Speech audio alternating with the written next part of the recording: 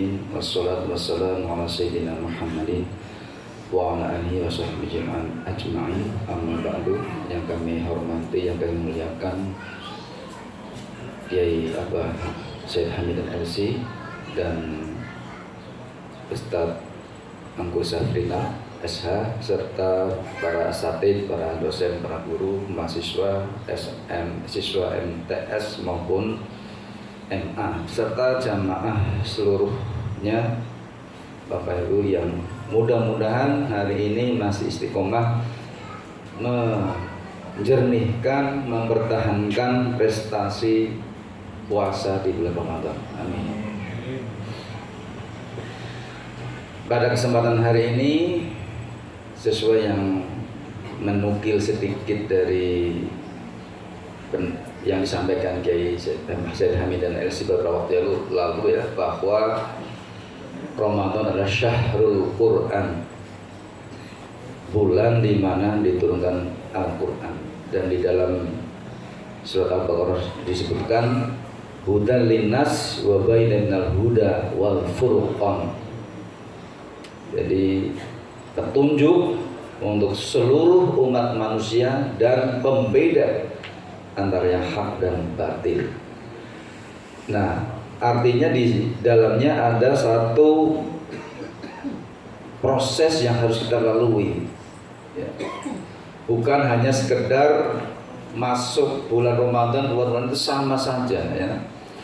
Dan di hadis yang lain dari Bukhari Muslim disebutkan man shoma ramadhana imanan wa ihtisaban ghufira lahu ma taqaddama min dhanbi. Ya. Jadi syaratnya dihapus seluruh dosa-dosa kita setahun yang lalu adalah ada imanan dan ihtisaban. Jadi harus betul-betul pembaharuan diri, prestasi dari waktu ke waktu harus ada perubahan, bukan sama. Prestasi amelia, prestasi ibadah harus, keilmuan, pengetahuan harus berbeda ya. Jadi kalau sama nanti di bulan Syawal, nah berarti tujuan dari Ramadan la'allakum tattaqun itu menjadi masalah ya. Nah, di dalam Al-Quran ini sudah disebutkan, menukil juga pendapat dari Ustaz Sugi waktu itu disampaikan di khutbah Jumat bahwa di surat Fatir 32 disebutkan summa arsal ladina stofaina summa arsal kitabal ladina stofaina min ibadina ya. Kami wariskan Al-Quran ya kepada hamba kami, dipilih dari hamba-hamba kami. Jadi kitab itu memang untuk kitab pilihan, bukan akhirnya memang kenyataannya kan memang kalau di luar Islam ya mungkin sudah selesai, nggak akan mencoba buru-buru mempelajari, apalagi mentadabur, apalagi melaksanakan. Nih, di dalam umat Islam ini ada 3 kelompok besar di surat Fatir ya, terhadap Al-Quran ini. Yang golongan faminhum dzalimun li nafsi. Nah, kita masuk kelompok yang mana? Jadi orang-orang Islam ini yang pertama dia mendolimi diri terhadap Quran. Acuh tahu, inna qawmi hadzal Quran mahjura. Sampai Rasulullah mengadu, ya Allah umatku tuh cuek, acuh tak acuh, nggak mau tahu, meremehkan pendidikan dan pelajaran Quran ini, pendidikan agama ini, Masya Allah. Sanksinya di surat Toha disebutkan wa man arada an dzikri fa innalahu ma'isyatan dhanka wa nasyuru yaumal qiyamati a'ma. Sanksinya disebutkan di situ, ketika mereka berpaling dari peringatanku, dari Quran ini, maka di dunia sudah mendapat kehidupan yang sempit, kehidupan yang stres, kehidupan yang semuanya serba tidak ada jalan keluar.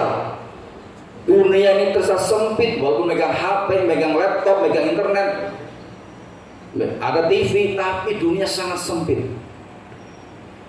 Jalan buntu, semuanya buntu. Di dunia sudah diberikan kehidupan atau kehidupan yang sempit, sumpah, terisolir di dunia yang global, terisolir di dunia yang global, mengglobal, mendunia, tapi dia merasa terasing. Ini enggak hanya di kalangan, semua kalangan, mau kalangan politisi, pengusaha, orang kaya, menengah, semuanya sama. Teralienasi, terasing dengan dunia sendiri, nggak mengerti apa yang harus dilakukan. Masalahnya simple, sepele. Ya, kita sering menyaksikan hanya masalah chatting, masalah sepele, ya, nggak bermutu, tapi besar jadi besar. Jadi pertengkaran antar keluarga, pertengkaran antar bangsa, pertengkaran antar suku, macam-macam. Karena Al-Quran dicampakkan, agama dicampakkan, diremehkan dengan harga yang murah. Kalau ilmu-ilmu yang lain bayar berapapun, tapi itu belajar ngaji, mikir, Masya Allah, memang enggak mudah. Saya nyalakan istri tahsin bahasa Arab, ada tambahan bahwa perlu tapar. Anak yang baru 5 tahun tahsinkan, kursus bayar ratusan ribu sebulan. Bismillah, karena ini penting, ya. Agama ini, Al-Quran ini penting. Nah, umumnya orang-orang Islam itu dzalimu li nafsih, mendolimi diri sendiri. Kok bahasanya mendolimi diri sendiri? Dia yang cuek, dia yang nggak mau belajar, dia nggak mau tahu terhadap kandungan Quran, dia nggak mau belajar Al-Quran, dia nggak mau tahu firman Allah, hadis Nabi. Nah, ini yang golongan pertama. Ya, golongan yang kedua, wa minhum muqtasid, pertengahan. Kadang belajar, kadang maksiat, kadang belajar, kadang, ini golongan pertengahan. Antara dolim dengan tidak itu, antara taat dengan maksiat nggak ketahuan atau nggak bisa diukur. Pertengahan ini. Nah, ini ada yang golongan kedua seperti itu. Kadang belajar, kadang tapi masih suka, kadang masih dugem, masih macam-macam, masih maksiat, masih masalah. Nah, harusnya kita sebagai Muslim yang pengikut Nabi Muhammad yang seperti apa? Wa minun sabiqun bil khair. Harusnya selalu memanfaatkan dengan sebaik-baiknya. Jemput karunia di dalam, jemput hikmah apapun yang dilakukan. Bukan berburu akhirat, berburu nilai-nilai akhirat, berburu nilai agama, berburu tentang sunnah. Kita toharoh sudah seperti gimana sih? Kita cara makan yang benar nanti gimana sih? Ilmu zakat, ilmu Masya Allah, ya. Sudah sejauh mana kita memahami Quran? Apakah Quran itu hanya untuk ulama saja, ustadz saja, umat nggak perlu tahu? Kita semua nggak perlu tahu apakah itu? Apakah diturunkan Quran itu hanya untuk para alim ulama saja, MUI saja, asatid saja, sementara masyarakat umum semua nggak perlu? Nah, ini jadi masalah. Ya, harusnya berburu. Syariat itu menurut Hasbi Asbidi adalah Hasbi Asidiki, segala ketentuan dari Allah dan Rasulnya. Dan kita nggak cukup hanya memahami syariat saja. Ada ilmu yang menjelaskan tentang syariat. Ilmu yang menjelaskan tentang syariat. Ketika masalah ketentuan Allah di bidang muamalah, perdagangan, perbankan, maka kita harus belajar fikih muamalah. Ketika ada masalah tentang rumah tangga, tentang perkawinan, tentang pernikahan, maka kita itu belajar fikih munaqahat. Ketika kita ada bicara tentang kejahatan, kriminal, tindak pidana, maka kita harus belajar fikih jinayah.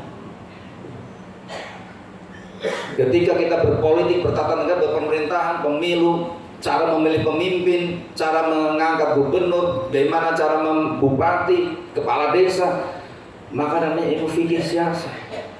Dan macam-macam, ada fikih zakat, fikih haji, macam-macam banyak. Sudah seberapa yang bisa kita ketahui di antara itu semua? Sudah seberapa banyak pengetahuan yang bisa kita ketahui dari itu semua? Apakah hidup itu habis untuk dunia saja? Itu udah, itu untuk ulama, itu urusan asatidz saja, udah guru-guru, pesantren, madrasah.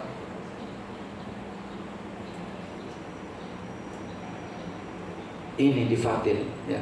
Diwariskan Al-Quran itu adalah untuk semua, untuk kita semua. Gak peduli apapun latar belakang dia, apapun keilmuan dia, kita harus mulai melek, ya. Nah, di dalam Ramadan ini waktu yang tepat, ya, belajar. Yang belum bisa baca Quran, belajar. Baca itu belajar. Di sini sudah dibuka, ya Allah subhanallah. Saya itu mengkursuskan anak dari saya, bayar tiap bulan. Masa ini di sini yang mengundang saja berat. Udah bertahun-tahun belajar makharijul huruf, sifatul huruf, belum kena. Belajar terus, standarnya tinggi. Belajar nama, belajar. Anak baru 5 tahun belajar tahsin, baru 5 tahun. Baik, terima kasih. Mudah-mudahan semangatnya untuk tadi membawa kita kembali ke Syahrul Quran dan kita menjadi hamba yang sabiqun bil khairat. Amin ya rabbal alamin. Akhirul kalam. Assalamualaikum warahmatullahi wabarakatuh. Waalaikumsalam.